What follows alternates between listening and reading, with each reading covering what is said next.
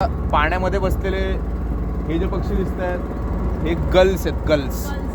ठीक आहे, हे सगळे ब्राऊन हेडेड गल्स आहेत.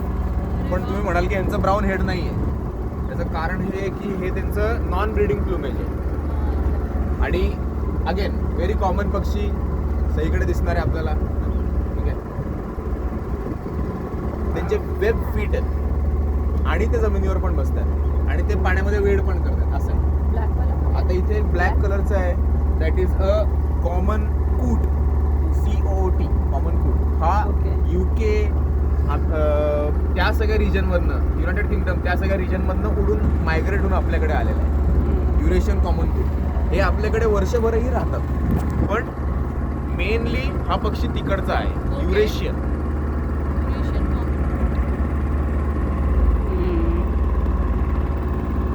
तिकडे हिरवे बसलेत ते कुठले, ब्लॅक कलरचे जे आहेत ते वायरवर बसलेले, हा ते कॉर्मोरंट्स आहेत, लिटिल कॉर्मोरंट, पानकावळे.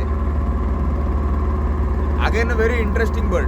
त्या पक्षाला हवेत उडता येतं, त्या पक्षाला जमिनीवर राहता येतं, त्या पक्षाला पाण्यावर पोहता येतं आणि त्या पक्षाला पाण्याच्या आत पोहता येतं. अशा सगळ्या गोष्टी करता येतात त्या पक्षाला. पाण्याच्या आत पोहून तो पक्षी ऍक्च्युली पोहतो पाण्याच्या आतमध्ये आणि मासे पकडतो आणि ते खातो.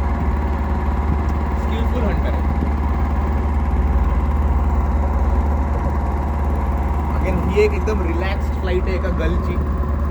व्हेरी रिलॅक्स्ड फ्लाईट असते. कमीत कमी विंग फ्लॅप्स आहेत.